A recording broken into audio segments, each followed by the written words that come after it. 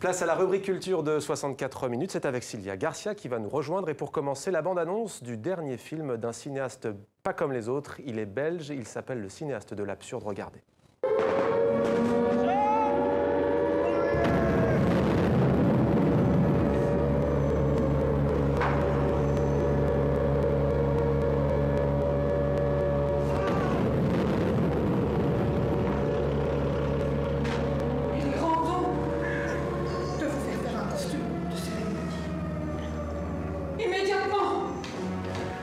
Immédiatement.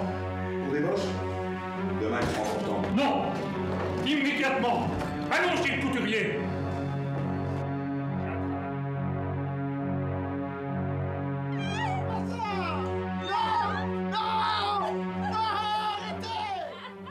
Bonsoir Sylvia, bonsoir, ravi de vous retrouver. Ça même. s'appelle Couturier et si on en parle aujourd'hui, eh bien c'est parce que ce cinéaste, ce réalisateur a été victime d'un grave accident. Oui, le Belge Jean-Jacques Rousseau a été fauché par une voiture, un acte délibéré mais qui ne le visait pas en particulier.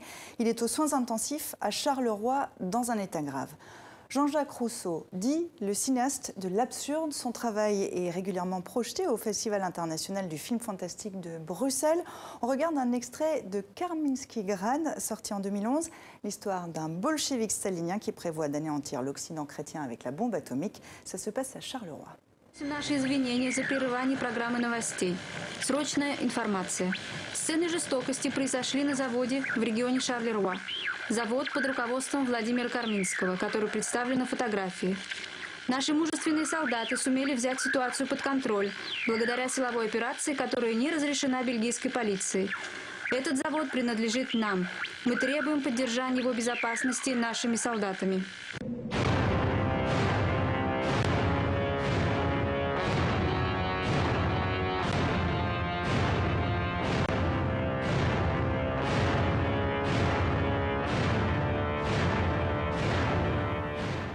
Bon, vous l'aurez compris, Mohamed, ça fait très série Z, mais Jean-Jacques Rousseau défend, il est vrai, un cinéma à petit budget, 2 000 €, 2 500 € par film, des acteurs non professionnels.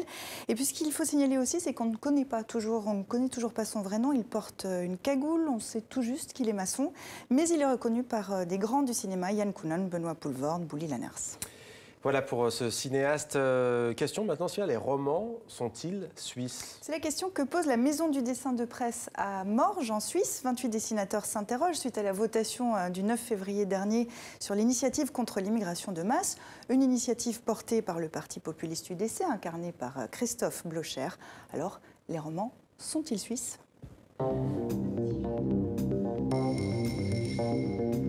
Je serais presque d'accord d'abonder dans le sens de Blocher.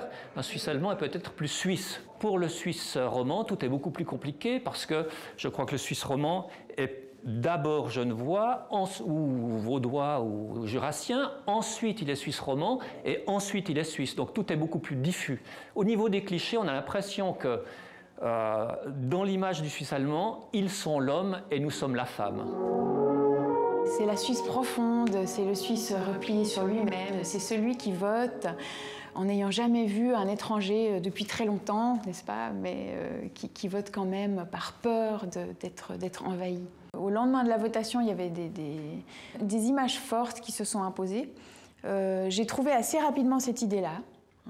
J'avais l'impression qu'on était un peu dans un truc comme ça, où on ne comprend pas très bien ce qui s'est passé.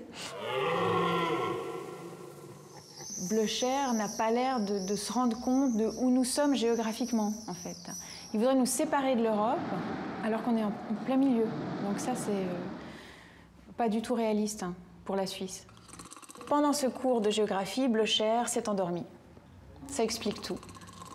L'horaire, c'est comme Attila, c'est une virgule dans l'histoire. Sur 6000 ans, l'horaire, personne ne s'en rappellera dans un siècle. C'est rien du tout, ce type-là. Et c'est à voir jusqu'au 17 août, le festival Fnac Live, maintenant Sylvia, qui vient de démarrer sur le parvis de l'Hôtel de Ville à Paris. Oui, 28 concerts pendant 4 jours, ça a démarré tout à l'heure. La célèbre enseigne culturelle fête ses 60 ans et met le paquet. Pour cette 4e édition, l'accent est mis sur les artistes français avec des musiciens confirmés, Christophe M, Bernard Lavillier, Arthur H et de jeunes talents, Mina Tindall, La Femme, Fauve, etc. C'est à écouter, voir, découvrir jusqu'à dimanche. Les concerts démarrent à 17h30 et je le rappelle, c'est gratuit. Au programme également de la danse, Sylvia, difficile de vivre de cet art en Afrique, mais il existe une école référence, elle se trouve au Sénégal. Oui, à l'École des Sables, on forme les nouvelles générations de danseurs venant de toute l'Afrique et sous la houlette, bien sûr, de Germaine Acogny. Danseuse, chorégraphe, créatrice de sa propre technique, elle est parfois surnommée la mère de la danse africaine contemporaine ou la fille noire de Maurice Béjart, son mentor. Gérard Grisbeck l'a rencontrée à 1 heure de route de Dakar. On regarde.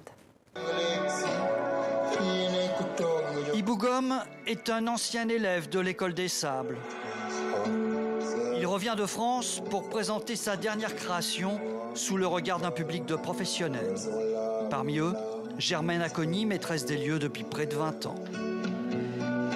Des danseurs comme Ibou Gom, elle en a formé des centaines.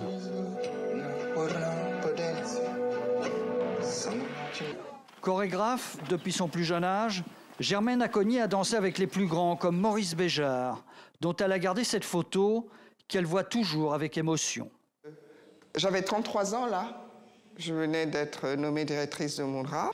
Depuis, Maurice Béjart fait partie de la famille. Je prie mes ancêtres, ils font partie de mes ancêtres, de ma grand-mère, mon grand-père, mon père, je les prie, ils sont toujours avec moi. C'est aussi Maurice Béjart qui lui a appris l'importance du contact direct avec la terre avant toute chorégraphie.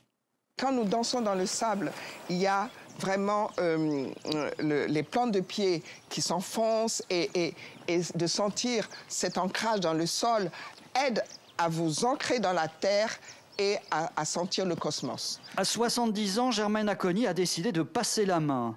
L'École des Sables est aujourd'hui une des plus renommées d'Afrique.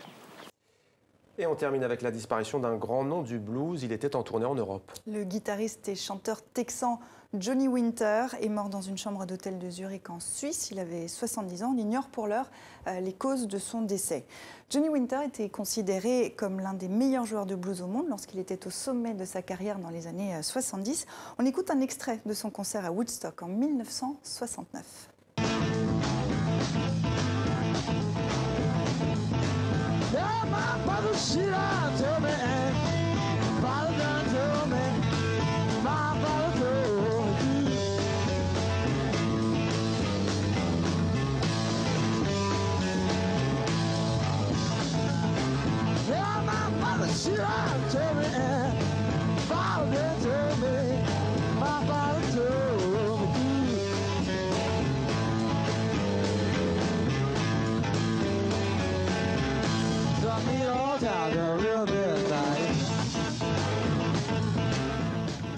Johnny Winter aurait dû démarrer une tournée américaine le mois prochain.